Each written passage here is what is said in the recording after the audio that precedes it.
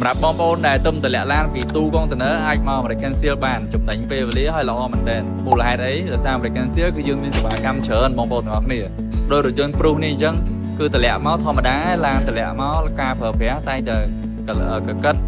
សឹកកពិតអីខ្លះហើយអញ្ចឹងនៅ American Seal មានតោនបាញ់ថ្នាំប៉ូលាបោពុកលាងម៉ាស៊ីនបាទហើយបើយើងនិយាយអំពីការជួសជុលវិញគឺបដូរប្រេងម៉ាស៊ីនប្រអប់លេខបដូរជើងក្រោម